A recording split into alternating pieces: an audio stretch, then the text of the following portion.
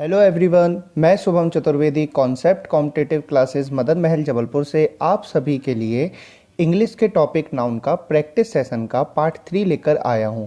तो जैसा कि मैंने नाउन के बेसिक कॉन्सेप्ट्स के कुल 2 पार्ट और प्रैक्टिस सेशन के टोटल 3 पार्ट अपलोड कर रहा हूं, और यदि आप इन वीडियोस को अच्छे से देख लेते हैं और जितने भी कॉन्सेप्ट आपको अच्छे से मैंने समझाए हैं तो उन्हें आप अच्छे से समझ लेते हैं, तो आप यकीन मानिए कि आप कोई भी एग्ज़ाम देने जाएंगे और यदि नाउन का क्वेश्चन आता है तो वो आपसे आराम से बनेगा और बहुत आसानी से बनेगा। तो चलिए पार्ट 2 में हम जो क्वेश्चंस कर रहे थे उसके आगे के क्वेश्चन करते हैं। तो चलिए देखते हैं क्वेश्चन नंबर 21 में आपको क्या बोला है। You are among those men who earned name and fame not by chance but by hard work।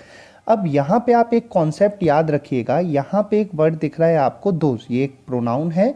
इसका जो कॉन्सेप्ट रहेगा, अगला पार्ट हमारा प्रोनाउन का रहेगा, उस पर मैं आपको बताऊंगा।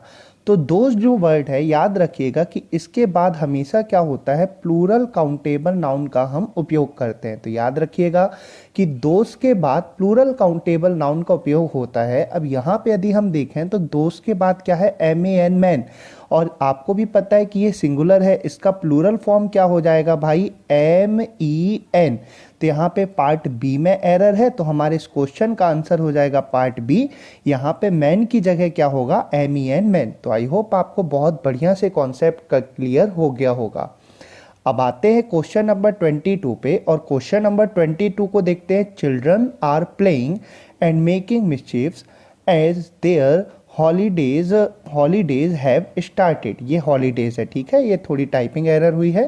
तो यहाँ पे अब हम आते हैं और एक वर्ड आपको मैं बता रहा हूँ, तो आप ये याद रखिएगा कि मिस्चीफ्स, इसका मतलब होता है नुकसान। ठीक, इसका मतलब होता है नुकसान। अब आपको भी पता है कि नुकसान क्या होता है, अनकाउंटेबल है। अब नुकसान अनकाउंटेबल है मतलब कि ये वर्ड भी अनकाउंटेबल है। अब ये वर्ड अनकाउंटेबल है तो क्या हम इसके साथ SES लगा के इसका प्लूरल बना सकते हैं? नहीं बना सकते। तो हमारे इस क्वेश्चन का आंसर हो जाएगा कि पार्ट बी में एरर है। याद रखिएगा कि जो मिस्चीफ्स होता है वर्ड, ये आपका मिस्चीफ जो वर्ड है ये आपका क्या होता है, अनकाउंटेबल है। तो इसके साथ हम कभी भी SES लगाकर इसका प्लूरल नहीं बना सकते। अब आते हैं क्वेश्चन नंबर 23 पर। Sheep are economically useful and so they are reared for wool and meat। ठीक, अब यहाँ पे यदि हम बात करते हैं तो मैंने आपको बताया था कि जो वर्ड नाउन शीप है, जो नाउन शीप है, इसका क्या होता है, आपका सिंगुलर फॉर्म और प्लूरल फॉर्म दोनों क्या होता है भाई, सेम रहता है। जो नाउन शीप है इसका सिंगुलर और प्लूरल फॉर्म दोनों क्या होता है, सेम। कभी भी हम इसके साथ SES लगा के इसका प्लूरल नहीं कर सकते भाई। तो यहाँ पे शीप्स नहीं होगा, करेक्ट जो होगा ये क्या हो जाएगा, आपका शीप। तो इसके पार्ट ए में एरर थी। तो आई होप आपने इसको बहुत आसानी से पकड़ लिया होगा। अब आते हैं क्वेश्चन नंबर 24 पर। तो क्वेश्चन नंबर 24 पे देखें। I shall not go to party tonight since I have many works to complete before I have presentation tomorrow। I give presentation tomorrow। अब यहाँ पे मैंने आपको बताया था कि जो वर्ड वर्क है ये क्या होता है, अनकाउंटेबल नाउन होता है। अब ये अनकाउंटेबल है तो क्या हम इसके साथ SES लगा के इसका प्लूरल फॉर्म बना सकते हैं? कभी नहीं बना सकते। तो यहाँ पे करेक्ट क्या हो जाएगा आपका, वर्क ना कि वर्क्स। तो पार्ट बी में एरर है, तो हमारे इस क्वेश्चन का आंसर हो जाएगा ऑप्शन बी। अब आते हैं आगे, तो क्वेश्चन नंबर 25 को देखते हैं। तो क्वेश्चन नंबर 25 में बोला है, one must be always true to one's words if one wants to get respect from everyone. अब यहाँ पे आपको एक बात समझाना चाहूँगा कि यहाँ पे true to one's word, true to one's words, इसका जो मतलब होता है, ट्रू टू वंस वर्ड इसका मतलब होता है जुबान का पक्का। ठीक, तो इसका मतलब क्या होता है, जुबान का पक्का। तो ये चीज़ आप याद रखिएगा। अब मैंने आपको बताया था कि वन के पोजेसिव केस में क्या होता है, वंस रहता है, तो ये तो आपको पता है। One must be always true to one's words. अब यहाँ पे आप देखिए, तो ट्रू टू वंस वर्ड्स यानी कि यहाँ पे जो वर्ड है इसका मतलब बताया जा रहा है, शब्द नहीं बताया जा रहा है, इसका मतलब बताया जा रहा है जुबान। तो अब आप बताइए क्या हम इस पे SES लगा के इसका प्लूरल बना सकते हैं? नहीं। तो यहाँ पे करेक्ट हो जाएगा आपका ट्रू टू वंस वर्ड। अब यहाँ पे आपको ये चीज़ याद रखनी पड़ेगी कि ट्रू टू वंस वर्ड इसका मतलब क्या होता है, जुबान का पक्का। तो आई होप आपको अच्छे से क्लियर हो गया होगा। तो इसके पार्ट बी में एरर है, तो हमारे इस क्वेश्चन का आंसर हो जाएगा पार्ट बी। अब आते हैं क्वेश्चन नंबर 26 पर। तो even after the enactment of several acts and provisions we can see 5 years old boys working in hazardous factories. अब यहाँ पे यदि हम बात करें तो देखिए, यहाँ पे हम पार्ट बी में देखें तो 5 years ओल्ड बॉयज, मतलब कि यहाँ पे जो ओल्ड बॉयज हैं वो कितने साल के हैं, 5 साल के हैं। मतलब यहाँ पे ये हो गई नाउन। अब ये हो गई नाउन और उसके पहले है आपका, तो ये क्या बता रहा है, एडजेक्टिव है। ये एडजेक्टिव है, 5 years जो है ये एडजेक्टिव है। आप खुद बताएं कि क्या एडजेक्टिव का हम प्लूरल फॉर्म बना सकते हैं भाई एस एस लगाकर? नहीं। तो यहाँ पे ये 5 years नहीं होगा, करेक्ट जो होगा ये क्या हो जाएगा, 5 year। तो इसके पार्ट बी में एरर है। तो आई होप आपको क्लियर हो गया होगा। अब आते हैं क्वेश्चन नंबर 27 पे। The fan's blade has broken and we must buy a new fan before disposing it off. अब यहाँ पे मैंने आपको बताया कि कभी भी हम नॉन लिविंग का पोजेसिव केस नहीं लगा सकते।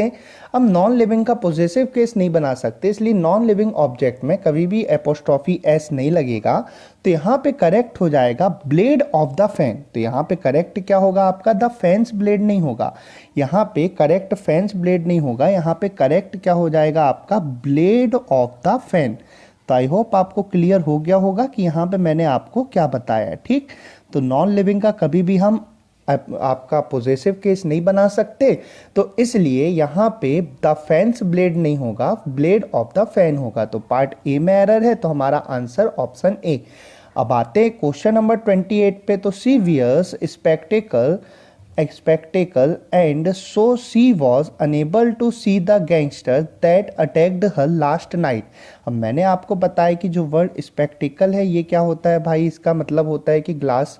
अब ये पेयर में है, पेयर में है चश्मा, तो सीधी सी बात है ये प्लूरल होगा भाई। तो यहाँ पे स्पेक्टिकल नहीं होगा, करेक्ट क्या हो जाएगा, स्पेक्टिकल्स। मैंने ये चीज़ आपको पहले भी बताई है, तो आई होप आपने इसको अच्छे से समझ लिया होगा।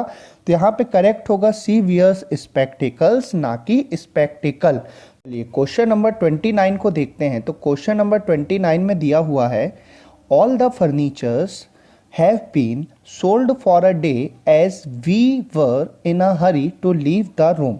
अब क्वेश्चन नंबर 29 में देखें तो आपको भी पता है कि जो फर्नीचर वर्ड है, फर्नीचर क्या होता है आपका, अनकाउंटेबल है। अब फर्नीचर अनकाउंटेबल है, तो यहाँ पे क्या हम उसके साथ एस एस लगाकर उसका प्लूरल फॉर्म बना सकते हैं? नहीं बना सकते। तो यहाँ पे फर्नीचर्स नहीं होगा, यहाँ पे जो हमारा करेक्ट होगा ये क्या हो जाएगा हमारा, फर्नीचर। तो ये चीज़ आप याद रखिएगा। अब ये अनकाउंटेबल है और अनकाउंटेबल नाउन के साथ सिंगुलर वर्ब का उपयोग करते हैं, तो यहाँ पे हैव नहीं होगा, क्या हो जाएगा, हैज होगा। तो आई होप आपको ये अच्छे से क्लियर हो गया होगा। अब आते हैं क्वेश्चन नंबर 30 पे। तो क्वेश्चन नंबर 30 पे बोला है, the angry mob attacked the police officers when they came to raise the illegal construction. अब यहाँ पे बात करते हैं तो सबसे पहले हम बात समझते हैं मॉब। तो जो वर्ड मॉब होता है, याद रखना, इसका मतलब होता है उग्र भीड़। ठीक, मॉब का मतलब क्या होता है, उग्र भीड़ होता है। अब मॉब का मतलब उग्र भीड़ है, तो क्या अब उग्र भीड़ है मतलब ऑब्वियस सी बात है कि वो गुस्से पे तो होंगे। अब गुस्से पे होंगे तो उसके साथ फिर से हम क्या एंग्री वर्ड का उपयोग कर सकते हैं? नहीं। तो यहाँ पे एंग्री का यूज नहीं होगा, यहाँ पे केवल रहेगा the mob attacked the police officers when they came to raze the illegal construction. I hope आपको ये अच्छे से क्लियर हो गया होगा। अब आते हैं क्वेश्चन नंबर 31 पे। तो they left their luggages at home by mistake and went to the railway station. अब मैंने आपको बताया कि जो लगेज वर्ड होता है ये क्या होता है, अनकाउंटेबल नाउन है, तो इसके साथ एस एस लगा के इसका प्लूरल फॉर्म नहीं बना सकते, तो इस पार्ट में एरर थी। अब आते हैं क्वेश्चन नंबर 32 पे। The car could not ascend to the steep hill because it was in the wrong gears. अब यहाँ पे एक बात समझिएगा, कोई भी कार या फिर कोई भी बाइक एक टाइम पे केवल एक ही गियर पर रह सकती है। कार या बाइक में होते तो बहुत सारे गियर हैं, कार बाइक ट्रक की कोई भी अगर जो भी व्हीकल है जिसमें गियर्स की बात करें तो इनमें होते बहुत सारे गियर हैं, लेकिन एक समय में क्या होता है आपका ये केवल एक गियर में रहती है। अब देखिए, because it was in the wrong gear, मतलब जो गाड़ी थी वो गलत गियर पे थी, तो अब गियर गलत गियर पे थी, एक समय में एक गियर पे रहती, तो यहाँ पे गियर्स होगा कि करेक्ट क्या हो जाएगा आपका गियर। तो यहाँ पे ये एरर थी पार्ट सी में। तो आई होप आपको ये बहुत बढ़िया तरीके से समझ में आ गया होगा। अब आते हैं आगे, तो क्वेश्चन नंबर 33 को देखते हैं। सत्यजीत रे who conceived, co-authored and directed a number of good films was one of India's most talented filmmaker। अब यहाँ पे एक चीज आप याद रखिएगा कि वन ऑफ के बाद, जैसे मैंने आपको बताया कि आ नंबर ऑफ के बाद क्या होता है आपका प्लूरल काउंटेबल नाउन का उपयोग होता है, ऐसे ही वन ऑफ के बाद भी याद रखिएगा कि प्लूरल काउंटेबल नाउन का उपयोग होता है। वन ऑफ का मतलब कि उनमें से एक, अब उनमें से एक मतलब कि वन ऑफ किसी एक के बारे में बात हो रही है बहुत सारों में से, तो वहां पे वो तो क्या होंगे, प्लूरल काउंटेबल नाउन होंगे। तो यहां पे देखें तो one of India's most talented film makers होगा। तो यहाँ पे पार्ट सी में एरर है, यहाँ पे ये चीज आप याद रखिएगा कि मेकर नहीं होगा, क्या होगा, मेकर्स, क्योंकि वन ऑफ के बाद प्लूरल काउंटेबल नाउन का उपयोग होता है। Question number 34, I think this is not your book, it is somebody's else. अब मैंने आपको बताया है कि पोजेसिव केस डिनोट करने के लिए समबडी, एवरीबडी, नोबडी, समवन, इनके साथ एपोस्ट्रॉफी एस का उपयोग करते हैं, लेकिन मैंने बताया यदि समबडी, नोबडी, एवरीबडी, यदि इन सब के साथ एल्स रहता है तो उस केस में हम एपोस्ट्रॉफी एल्स का उपयोग एल्स के बाद करते हैं, एपोस्ट्रॉफी एस का उपयोग एल्स के बाद करते हैं। तो यहाँ पे समबडीज एल्स नहीं होगा, यहाँ पे करेक्ट क्या हो जाएगा आपका समबडी एल्सेस। तो ये हो जाएगा आपका option number C, part C में एरर थी। तो आई होप आपको ये क्लियर हो गया होगा। Question number 35, towns after towns were conquered by him but he found no peace. अब मैंने आपको बताया कि नाउन और उसके बाद क्या होता है आपका प्रीपोजिशन और उसके बाद सेम नाउन, तो क्या होती है दोनों नाउन सिंगुलर यूज होती है। तो यहाँ पे टाउन्स आफ्टर टाउन्स नहीं होगा, यहाँ पे करेक्ट क्या हो जाएगा आपका टाउन आफ्टर टाउन। तो पार्ट ए में एरर है। अब आते हैं 36 पे, तो when we reach the fair we found that there was no place to stand, मतलब there was no place to stand मतलब कि खड़े होने की जगह नहीं है। अब खड़े होने की जगह नहीं है तो यहाँ पे एक चीज आपको बस याद रखनी है क्वेश्चन नंबर 36 में कि जब भी किसी व्यक्ति या फिर वस्तु, जब भी किसी व्यक्ति या फिर वस्तु के लिए पर्याप्त स्थान नहीं होता है, जब भी किसी व्यक्ति या फिर वस्तु के लिए कहीं पे भी खड़े होने के लिए या किसी वस्तु को फिट करने के लिए पर्याप्त स्थान नहीं होता है, तो वहां पे हम प्लेस का उपयोग नहीं करते, वहां पे हम किसका करते हैं, रूम का। तो ये चीज आप याद रखिएगा। तो यहाँ पे देखिए there was no place to stand, अब यहाँ पे नो प्लेस नहीं होगा, करेक्ट क्या हो जाएगा आपका नो रूम। तो याद रखिएगा कि जब भी किसी व्यक्ति या वस्तु के लिए किसी भी जगह पे क्या होता है कि फिट होने के लिए कोई स्थान नहीं होता है तो वहां पे हम उसको नो प्लेस नहीं बोलते, क्या बोलते हैं, नो रूम। तो आप लोगों ने देखा होगा कि no room in the car बोला जाता है और ये सब चीजें रहती हैं, तो ये चीज आप अच्छे से याद रखिएगा, ठीक है। चलिए अब आते हैं क्वेश्चन नंबर 37 पे, तो all the evidences were against him and he was held guilty. अब यहाँ पे याद रखिएगा कि जो आपका वर्ड एविडेंस है ये क्या होता है आपका अनकाउंटेबल नाउन होता है। अब ये अनकाउंटेबल नाउन है तो क्या इसके साथ हम एस यस लगाकर इसका प्लूरल बना सकते हैं, कभी नहीं। तो यहाँ पे करेक्ट होगा एविडेंस ना कि एविडेंसेस। तो पार्ट ए में एरर है। तो आई होप आपको ये अच्छे से क्लियर हो गया होगा। अब आते हैं क्वेश्चन नंबर 38 पे, तो my cousin brother is a cheater and he cheats his family members and friends too. अब सबसे पहले तो मैंने आपको बताया कि कजिन ब्रदर, कजिन सिस्टर ऐसा कुछ नहीं होता है, केवल क्या होता है कजिन। तो यहाँ पे ब्रदर का यूज नहीं होगा, सबसे पहले तो ये चीज हो गई भाई कि यहाँ पे ब्रदर का यूज नहीं होगा। उसके अलावा एक और चीज है जो कि नॉर्मल बोलचाल में तो हम इसका उपयोग करते हैं लेकिन ऐसा होता नहीं है कभी। तो याद रखिएगा कभी भी चीटर करके वर्ड इंग्लिश ग्रामर में ऐसा कुछ भी वर्ड नहीं है, यहाँ पे करेक्ट होगा आपका चीट। तो ये चीज़ भी आप याद रखिएगा कि चीटर वर्ड और चीटर वर्ड कभी नहीं होता। ऐसे ही इंग्लिश ग्रामर में cousin brother, cousin sister word नहीं होता है, केवल कज़न होगा, और चीटर कभी नहीं होगा, चीट होगा। तो यहाँ पे पार्ट ए में एरर है, तो हमारे आंसर हो जाएगा इसका पार्ट ए। अब आते हैं क्वेश्चन नंबर 39 पे। तो the committee could not come to a final conclusion. अब याद रखिएगा कि जो कंक्लूजन होता है, जो निष्कर्ष होता है, वैसे ही वो फाइनल होता है क्योंकि सबसे लास्ट में आ रहा है। अब निष्कर्ष ऑलरेडी फाइनल है तो उसके साथ क्या हम फिर से फाइनल का यूज कर सकते हैं? नहीं। तो याद रखिएगा कभी भी कंक्लूजन के साथ फाइनल वर्ड का उपयोग नहीं किया जा सकता। तो इस पे पार्ट सी में एरर है। अब आते हैं क्वेश्चन नंबर 40 पे। There should be no furnitures in my room. आपको पता है कि फर्नीचर अनकाउंटेबल नाउन है तो एस नहीं लगेगा। अब आते हैं क्वेश्चन नंबर 41 पे। तो 41 पे that house is built of stones, मतलब कि जो घर है ये किससे बना है? स्टोन से बना है। अब आपको भी पता है कि स्टोन से बना है, मतलब कि घर का मटेरियल क्या हो गया? स्टोन हो गया। अब घर का मटेरियल स्टोन हो गया, और आपको भी पता है कि मटेरियल नाउन क्या होती है? अनकाउंटेबल नाउन होती है। अब मटेरियल नाउन अनकाउंटेबल नाउन है तो क्या हम उसके साथ एस का उपयोग करेंगे? नहीं करेंगे। तो यहाँ पे करेक्ट हो जाएगा स्टोन। तो करेक्ट सेंटेंस होगा that house is built of stone. Part C में एरर है तो हमारा आंसर हो जाएगा पार्ट सी। अब आते हैं क्वेश्चन नंबर 42 पे। Santosh lives by the principles he professes. अब यहाँ पे बात करते हैं तो यहाँ पे याद रखिएगा कि इंग्लिश में दो प्रिंसिपल होते हैं। इंग्लिश में होते हैं दो प्रिंसिपल। एक होता है आपका PRINCIPAL, इसका मतलब होता है स्कूल वाले प्रिंसिपल, जिन्हें हम बोलते हैं प्रधानाचार्य। और एक क्या होता है आपका प्रिंसिपल PRINCIPLE, इसका मतलब होता है सिद्धांत। ठीक, दो प्रिंसिपल होते हैं, एक होता है PAL और एक होता है PLE। अब यहाँ पे देखिए आप, तो क्वेश्चन में क्या बोला है? Santosh lives by the principle he professes, मतलब कि संतोष जो है अपने सिद्धांतों पे, जो भी उसके सिद्धांत हैं, आदर्श हैं, उन पे रहता है। अब यहाँ पे बात हो रही है सिद्धांतों की, ना कि स्कूल वाले प्रधानाचार्य की। तो यहाँ पे प्रिंसिपल्स, ये वाला प्रिंसिपल्स नहीं होगा, यहाँ पे जो करेक्ट होगा ये वाला प्रिंसिपल होगा PLES।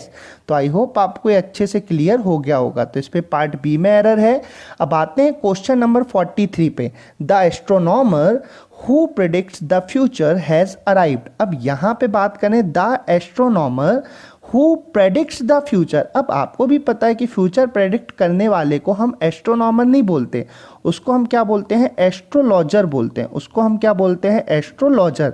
एस्ट्रोनॉमर का मतलब तो होता है खगोल विज्ञानी। यहाँ पे फ्यूचर बताने वाले को एस्ट्रोलॉजर बोलते हैं, ना कि एस्ट्रोनॉमर। तो यहाँ पे पार्ट ए में एरर है, तो ये हो जाएगा आपके इस क्वेश्चन का आंसर। अब आ जाते हैं क्वेश्चन नंबर 44 पे। He told me that it was his friends Shankar's house. अब मैंने आपको बताया कि कभी भी एक साथ दो एपोस्ट्रॉफी एस का उपयोग नहीं होता है। तो यहाँ पे आप देखें, he told me that it was his friend Shankar's house, मतलब उसके दोस्त शंकर का घर है। अब उसके दोस्त शंकर का घर है, यहाँ पे पोजेसिव केस ये हो गया, पोजेसिव प्रोनाउन हो गई। अब यहाँ पे इसका पोजेसिव केस नहीं होगा, तो इस फ्रेंड के साथ एपोस्ट्रॉफी एस का उपयोग नहीं होगा। तो करेक्ट होगा he told me that it was his friend Shankar's house. तो ये हो गया आपका नाउन का टॉपिक आपका पूरा का पूरा बहुत बढ़िया तरीके से कंप्लीट। इसके टोटल मैंने 5 वीडियोस आपके लिए लेकर आया हूँ। इन वीडियोस को आप अच्छे से समझ ले तो आपको इस टॉपिक में कोई भी प्रॉब्लम नहीं होगी। इसके बाद अब हमारा नेक्स्ट टॉपिक रहेगा नाउन के बाद प्रोनाउन, जिसमें मैं आपको प्रोनाउन के बहुत बढ़िया बढ़िया कॉन्सेप्ट को समझाऊंगा। तो आप लोगों से उम्मीद है कि इस वीडियो को अच्छे से समझकर उस वीडियो को भी अच्छे से ध्यान से समझेंगे, ताकि ये पोर्शन आपका बहुत बढ़िया हो जाएगा। यदि आपको वीडियो पसंद आया है तो वीडियो को लाइक करें और अपने दोस्तों तक उसे शेयर करना ना भूलें, ताकि वे लोग भी इसका फ़ायदा उठा सकें। क्योंकि अभी लॉकडाउन चल रहा है, क्लासेस वगैरह वैसे ही क्लोज है सब, तो हम चाहते हैं कि आप अभी घर में ही सेफली जितना ज़्यादा से ज़्यादा पढ़ सकें तो आपके लिए फ़ायदा होगा। क्योंकि इस समय आप याद रखिएगा कि जो व्यक्ति पढ़ेगा वो ही कंपटीशन में आगे रहेगा, और जो व्यक्ति नहीं पढ़ेगा तो उसके दिमाग में जंग लग जाएगी। तो ये चीज़ याद रखिएगा आप। जय हिंद, जय भारत, वंदे मातरम।